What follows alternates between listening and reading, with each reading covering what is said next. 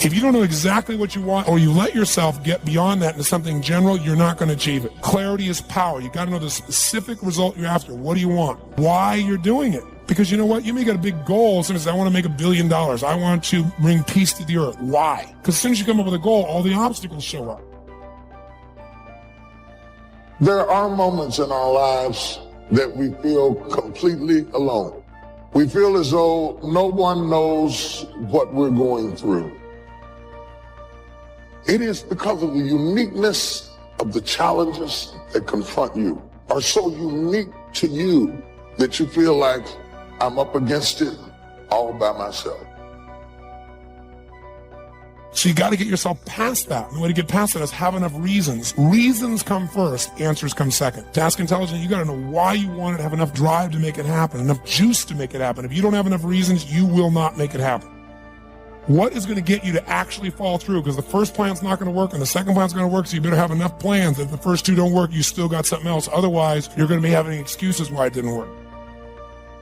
In what you've done with your life thus far, is it giving you what you want? Is it giving you what you want? When you look toward the future, when you look at all that's going on out here, is there some place within yourself you say, hey, I know I need to be out there in that arena. I know I can do more than what I've been doing. Is that something that you begin to look at within yourself? See, I say if you look at your life, and if you're not getting what you want, you owe it to yourself to do something differently. If you're on a job, 85% of Americans go to jobs that they're unhappy. If you're doing something 8 hours a day that you don't like, it's not giving you what you want, it's not giving you a strong feeling of satisfaction and fulfillment.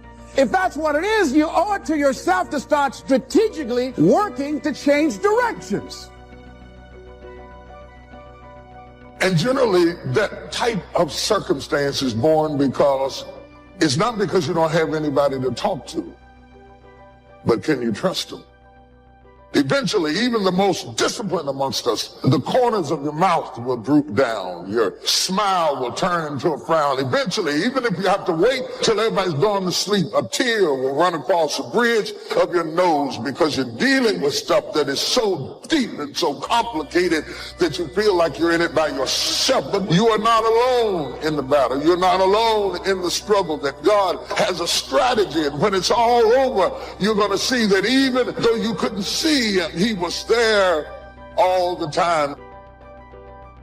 Most people will resist change. Most people will fight change as if change would be worse than what they're experiencing. Most people will not challenge the unknown. They won't just step out there. See, there are certain things that's got to be in place. They got to see it all together. And life isn't like that. That's not how you grow. As you begin to look toward the future, begin to know that whatever it takes for you to create that, you got that. You've got genius in you. You've got goodness in you. If you decide to take the initiative to change the current quality of your life, I say to you that you will find that the universe is on your side.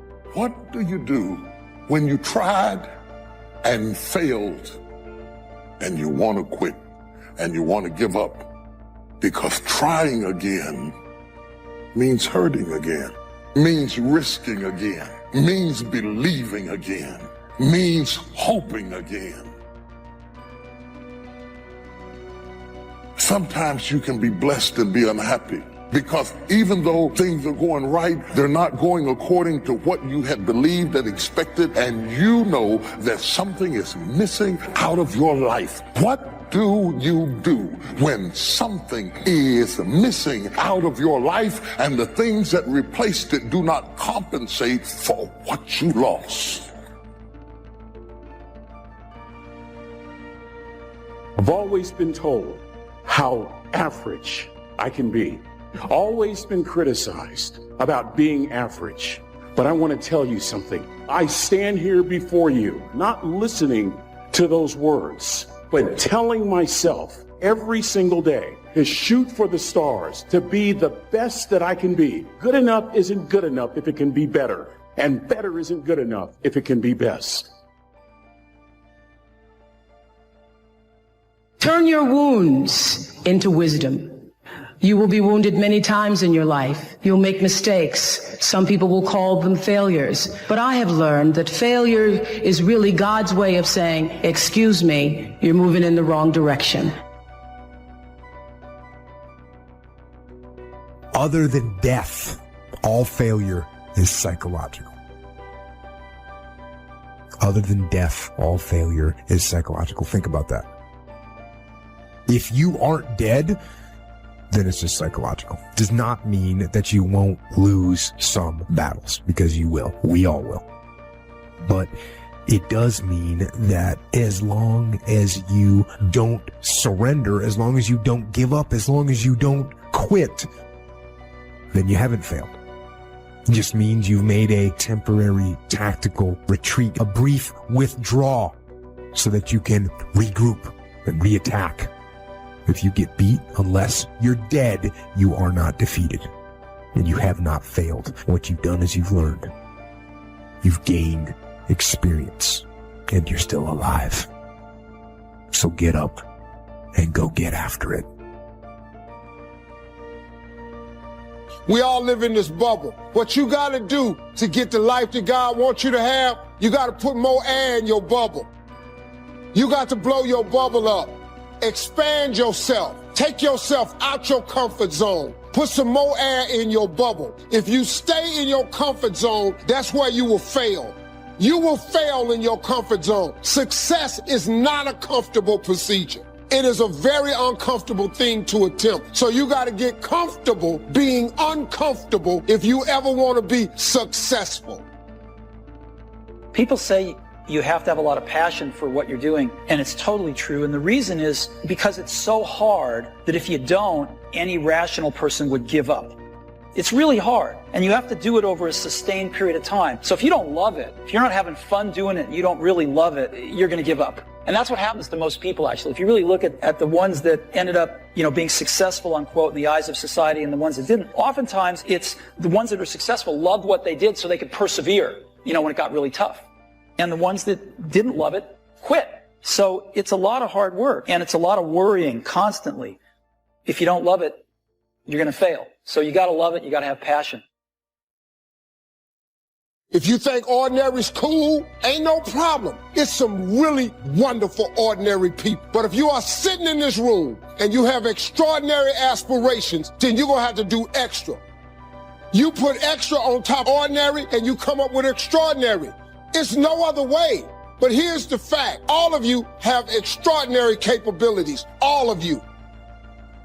You have to decide if you are willing to do the things to put you in that category. Rich people don't sleep 8 hours a day. That's a third of your life. He who loves to sleep and the folding of hands, poverty will set upon you like a thief in the night. You don't have to live worried, focused on the problems, wondering why it happened. You know a secret. You have favor in the storm. You know what was meant for harm, he's turning to your advantage. Here's the key. The enemy wouldn't be fighting you if you weren't a threat. Oh, get ready. Favor is about to turn things around. Favor is about to catapult you to a new level. Favor is not going to keep you from the storm, but favor will bring you out of the storm. We don't understand everything that happens. Sometimes life is not fair, but you have to trust that God knows what He's doing. This thing called life. You just don't know what the next moment will bring. But here's what I do know, and I want you to know. You have comeback power. When something happens to you, don't buy into what has happened to you. Buy into, I'm getting up out of here. I'm going to change this situation. This does not work for me, and I don't have the luxury of being depressed and angry. I need to clear my head. This is no time to do something stupid, like hurt yourself. No. So get serious about your goals, business goals, financial independence goals, family goals. I mean, there's so many things to work on this. And if you don't get busy and work on it, sure enough, the time will pass. And sure enough, 5 years from now, you'll wind up where you don't want to be, wearing what you don't want to wear, driving what you don't want to drive, being what you don't want to be. Now's the time to fix it. Your goals are affecting you, whatever they are. Your goals affect your attitude, personality. All day long, we're being affected by our goals. You got to clear your head so that the decision that you make represents the best in you. People who don't stop to clear their heads, they react. They don't respond. Be still and know that you're going to get through this. You're going to get through this. And you don't want to be radical. You don't want to be erratic. Just be still and know I'm going to get through this. You got to assure yourself. You have to encourage yourself. You have to clear your mind. Your better future is a dream. Where do you want to go? What do you want to do? What do you want to be? What do you want to see? You've got to dream dreams. Without dreams and visions, people perish. You've got to have something to go for. Take the crumbs from starving soldiers, they won't die. Take the bread from hungry children, they won't cry. But without dreams, we all will die. You've got to dream. Don't lose your dreams. Becoming something unique on your journey here, don't lose your dream. That's long-range goals. Got to have those. Because if you set up something short-range, go for it. Get it. Latch onto it. Work hard. Accomplish it. That starts building your strong feelings to go for your dreams. Economics plays a major role in everybody's life, which means it ought to be meticulously well planned for tomorrow. The area of life that matters clearly to all of us is time. And most people have very little mastery of this. I don't mean checking things off your list. I'm meaning squeezing out of your life what matters to you most. Your career, where is it now? And where are you financially compared to where you want to be? And especially with some of the changes that have happened in economies around the world. And then finally, where are you in your level of sense of meaning, of contribution, and your sense of celebration in life? These are the areas that really matter most. Sit down and define what this looks like for you today. And invariably what we find out is almost everybody has some gaps. Gaps between where you are and where you want to be. And even if you've done incredibly well, I mean, I deal with some of the most successful people in the world, they're usually still happy in their life because they're hungry. They haven't lost that drive that says, look, what makes me feel alive is to know I'm growing. You know, if my life's going to get better, I got to get better. I can't just hope it. And if my life is going to be rich emotionally, it's got to be expanding. And they know that. If you work your tail off at work to take care of your family and be the best at what you can do, if your career's going really well, isn't that the nature of human beings? To me, successful is getting to the point where you are absolutely comfortable with yourself. It does not matter how many things you have acquired.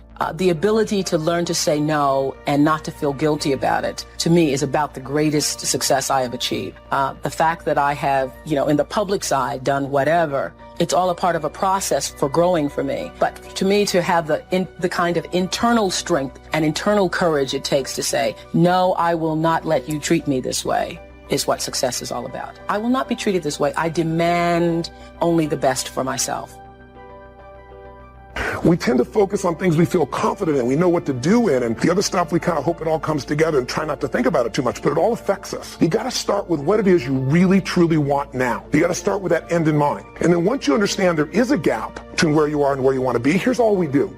We believe that the most powerful way to change anything is total immersion. No matter what happens to you, it ain't over.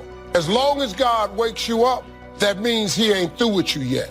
And if he wakes you up, you got a shot to correct it and get it right. And he kept waking me up. So I figured, okay, God wakes you up. That also means that he has something for you that you've yet to receive. You could take my car, I could get another one. You could take my house, I could get another house. But when you take my time, you have taken something from me that is totally irreplaceable. Even if you are 40 or 50 or 60 or 70, doesn't matter. You're in the game now, and that's what counts. And all those quote-unquote wasted years, they weren't wasted because you learned. Learned about what it's like to be weak, and the knowledge that you learned about those things is fuel to make sure that it never happens again. Because you know what is out there, and you know how bad it can get. I say you embrace what you learned from the weekdays. Let them make you even stronger and you use your own personal transformation that you've made in life, use that to help other people transform and get on the path as well.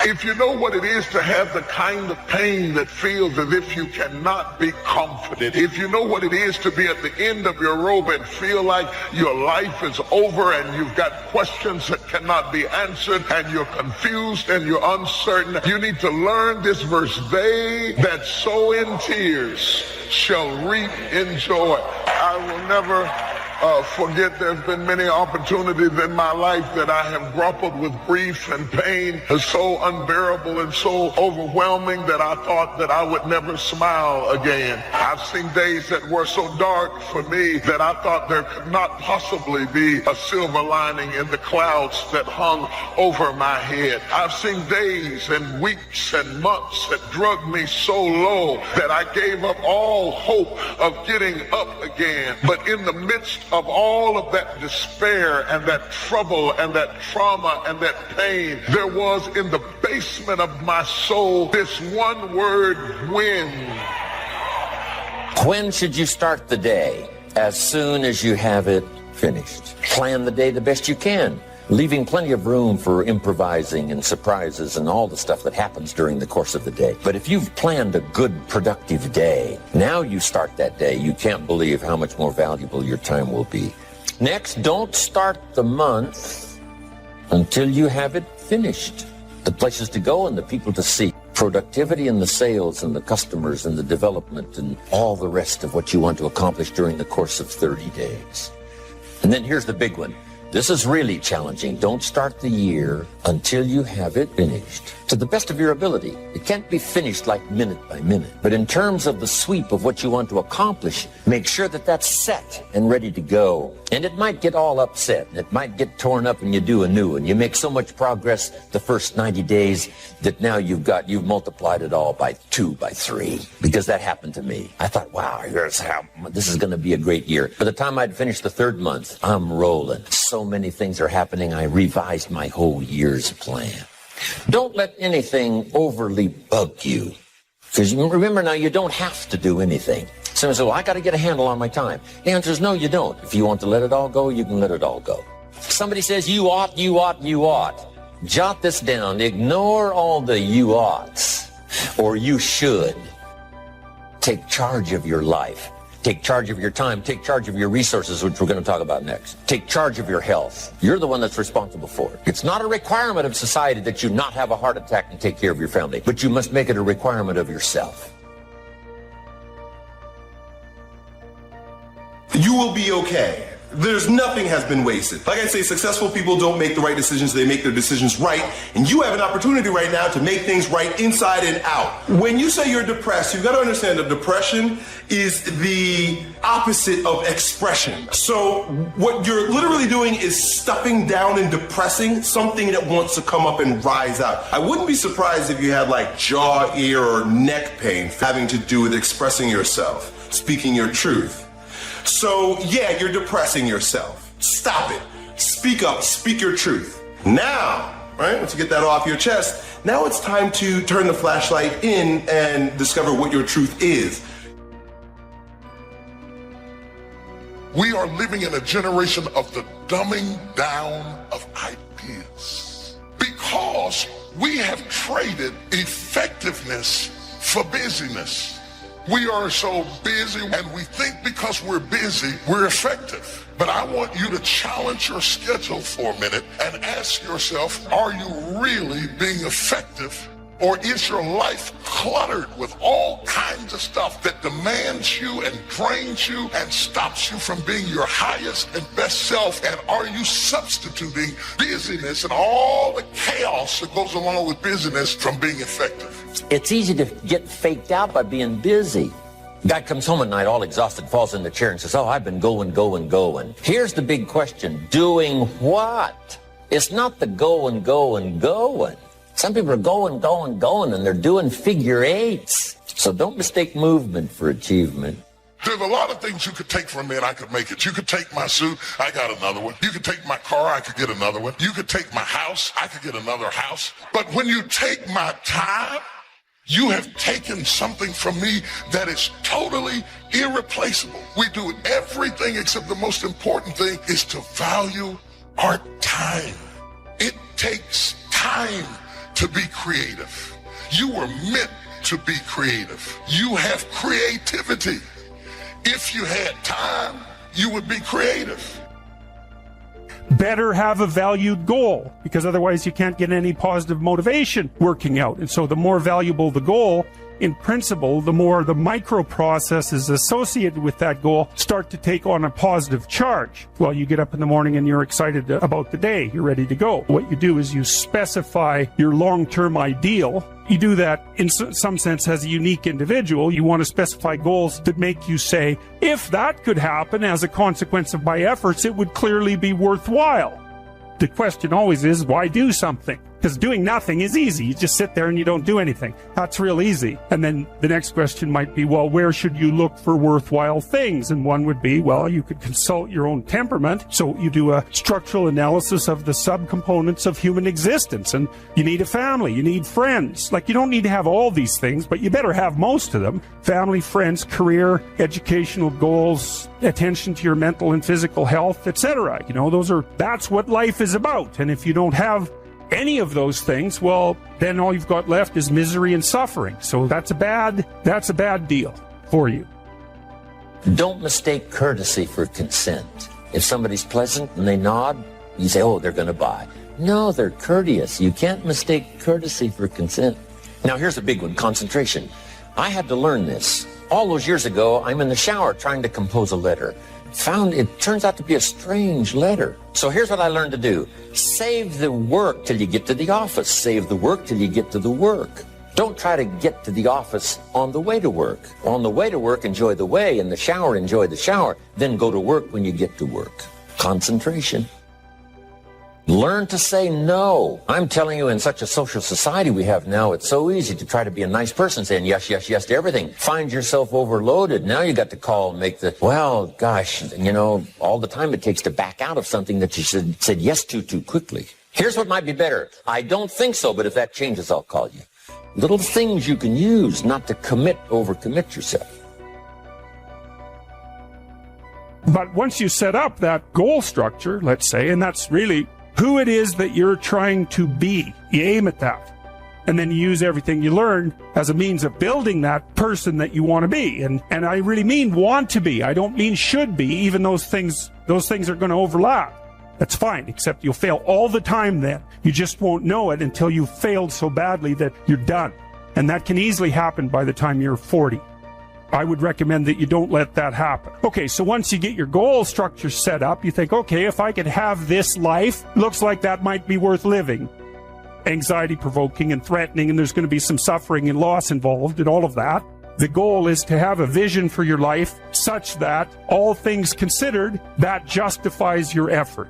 Then you turn down to the micro routines. It's like, okay, well, this is what I'm aiming for. How does that instantiate itself day to day, week to week, month to month? And that's where something like a schedule can be unbelievably useful. It's like, make a damn schedule and stick to it. It's not a bloody prison. Set the damn schedule up so that you have the day you want. That's the trick. It's like, okay, I've got tomorrow. If I was going to set it up so it was the best possible day I could have, what would it look like? If you think ordinary's cool, ain't no problem. It's some really wonderful ordinary people. But if you are sitting in this room and you have extraordinary aspirations, then you're going to have to do extra. You put extra on top of ordinary and you come up with extraordinary. It's no other way. But here's the fact. All of you have extraordinary capabilities. And go get after it. You don't have to live worried, focused on the problems, wondering why it happened. You know a secret. You have favor in the storm. You know what was meant for harm, he's turning to your advantage. Here's the key. The enemy wouldn't be fighting you if you weren't a threat. Oh, get ready. Favor is about to turn things around. Favor is about to catapult you to a new level. Favor is not going to keep you from the storm, but favor will bring you out of the storm. We don't understand everything that happens. Sometimes life is not fair, but you have to trust that God knows what he's doing. We all live in this bubble. What you got to do to get the life that God wants you to have, you got to put more air in your bubble. You got to blow your bubble up. Expand yourself. Take yourself out your comfort zone. Put some more air in your bubble. If you stay in your comfort zone, that's where you will fail. You will fail in your comfort zone. Success is not a comfortable procedure. It is a very uncomfortable thing to attempt. So you got to get comfortable being uncomfortable if you ever want to be successful. This thing called life. You just don't know what the next moment will bring. But here's what I do know, and I want you to know. You have comeback power. When something happens to you, don't buy into what has happened to you. Buy into, I'm getting up out of here. I'm going to change this situation. This does not work for me, and I don't have the luxury of being depressed and angry. I need to clear my head. This is no time to do something stupid, like hurt yourself. No. So get serious about your goals, business goals, financial independence goals, family goals. I mean, there's so many things to work on this. If you don't get busy and work on it, sure enough, the time will pass. And sure enough, 5 years from now, you'll wind up where you don't want to be, wearing what you don't want to wear, driving what you don't want to drive, eating what you don't want to be. Now's the time to fix it. Your goals are affecting you, whatever they are. Your goals affect your attitude, personality. All day long, we're being affected by our goals. You got to clear your head so that the decision that you make represents the best in you. People who don't stop to clear their heads, they react. They don't respond. Be still and know that you're going to get through this. You're going to get through this. And you don't want to be radical. You don't want to be erratic. Just be still and know, I'm going to get through this. You got to assure yourself. You have to encourage yourself. You have to clear your mind. I tried that and it didn't work, and I tried that and it didn't work, and I tried that and it didn't work, and I tried that and it didn't work. Because you think that trying something for a little while ought to bring you a big return. But life does not work like Apple. Life does not click and it appears. Some stuff takes time. Greatness takes time. It takes time. You got to be prepared to get 1,000 no's to get one yes. The thing you need to win is resilience. You can't just keep trying different stuff, because you can never say something didn't work when you didn't half try.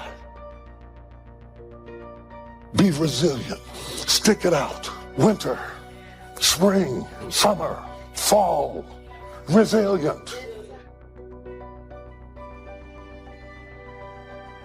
Life is going smoothly, then the bottom falls out. Everything is coming up roses, then the bottom falls out. Everything is working out in his favor, and then the bottom falls out. That life starts going your way finally, then the bottom falls out. You plan your retirement, and now you have to take care of your grandchildren. You plan for life to work a certain way, and then the bottom falls out. You're looking for this, and God sends that. You have to be awfully immature to think that every day is going to be a good day. Some days are better than other days. And some days, if it ain't one thing, it's another. What would you do if you knew you could fail, but understood that that failure could be a real blessing in your life? Now, that's a good question, because I think we don't reach our possibilities, not because the door isn't open, but because we stop before we get to the door. Every possibility is surrounded by obstacles and challenges. I've never had a possibility with a clear path that I had no opposition to and just ran up there and knocked on the door and everything opened and everything was good. That only happens in the movies, friends. Resilience.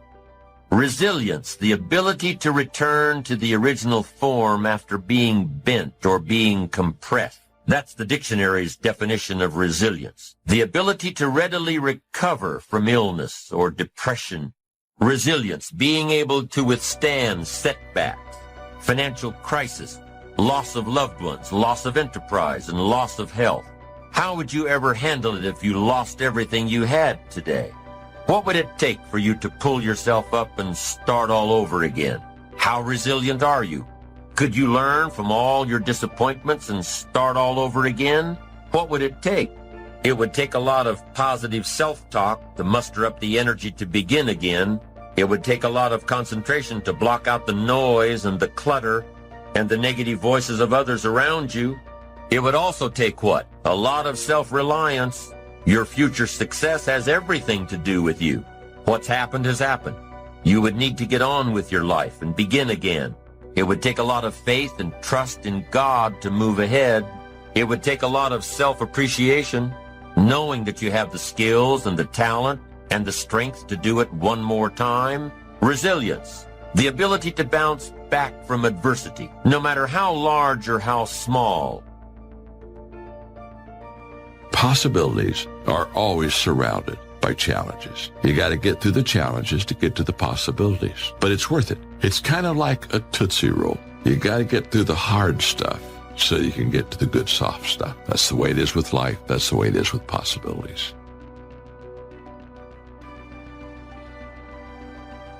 What's the use of always keeping thinking of the past? Each must have his tribulation, water with his wine.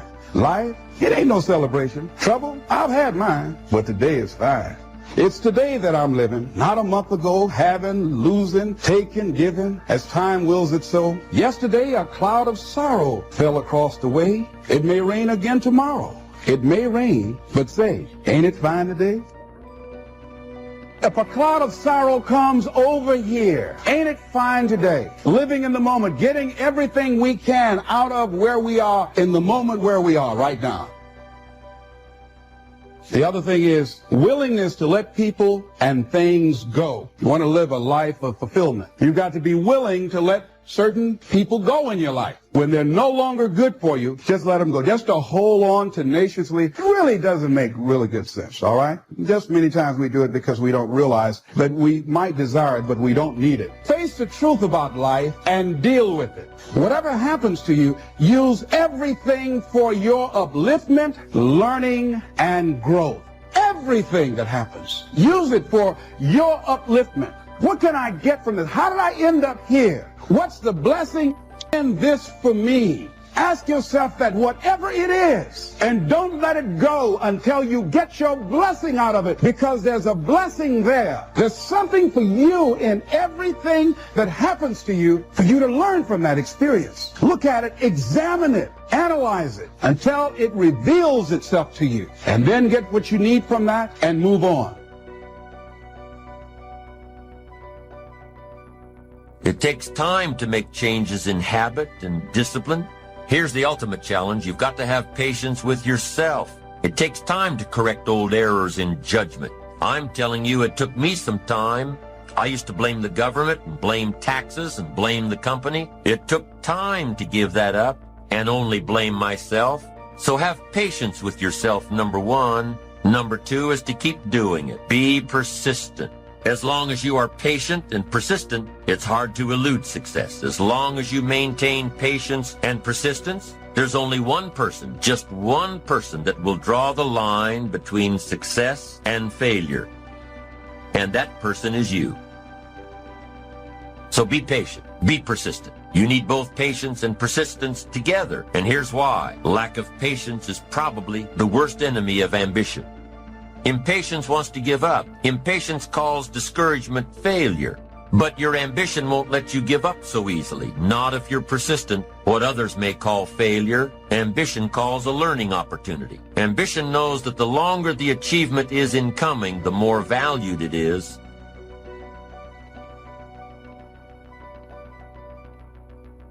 Oh, please, listen to yourself. You know the feelings. If you start listening to the feelings in your heart, and I'm doing it now more every day, I find that my feelings, I can trust them. And I say to you that as you look toward the future, you look at life on a daily basis. If you've heard something within yourself that you know that what you're doing now doesn't fit for you, it doesn't work for you, it's not giving you what you want, and there's something else that you want to do, Don't allow that inner doubt in you to talk you out of it, to tell you why you're not good enough. You ignore that inner voice and all of the external voices. Don't judge the possibilities for what you can do based upon the circumstances, because the circumstances won't determine who you are. Don't determine what you're able to do based upon your resources. Don't determine what's possible for you based upon where your life is right now. Where your life is right now is not you. That's just what it is right now. But the possibilities for you are unlimited. It's unlimited if you're coming back from adversity and devastation. It's unlimited of what you can do. That's the capacity of human beings. It doesn't matter how many mistakes you've made. It doesn't matter how many flops you've had. It doesn't matter how much money you've lost. What you learn from life. Not losses, but investments of what's possible for you. And I say to you that once you start listening to yourself, and as you begin to act on your dream, you will start seeing things opening up for you. You'll start attracting people. You start brainstorming. Ideas will come out of nowhere as you focus on it. The key to it is to begin to focus, because as you focus on that which you want to do, that which we focus on, that which we give our energy to, it will begin to multiply. It will begin to expand. It will begin to develop your consciousness. And out of that comes your greatness. Out of that comes a commitment. Out of that comes a passion for life. Out of that comes a special power that you have in you. See, the powers that we have will never reveal themselves if we don't challenge them. Put yourself in a position where you can't retreat, where it's do or die, sink or swim. Here's what you'll find out. You'll develop incredible swimming skills. You'll find yourself stroking unlike you've ever seen before. Through the inspiration of desperation, you become more creative than ever before. All you can do is all you can do. And all you can do is enough. Make sure you do all you can do. Knowing when an opportunity is right and when more preparation is needed. Be patient in knowing the difference between when the opportunity is right and when more work needs to be done. Remain alert, even if opportunity doesn't come right away. Keep looking. Be patient. Keep preparing for opportunities, even if there's a delay. Even if things aren't going just the way you think they should. Keep your disappointments at bay. Be prepared. Always be prepared. Don't let impatience allow you to give up. Take the little setbacks in stride. Don't let small disappointments discourage you. Don't let the little successes delude you. Avoid the emotional roller coaster that will always disrupt your plan.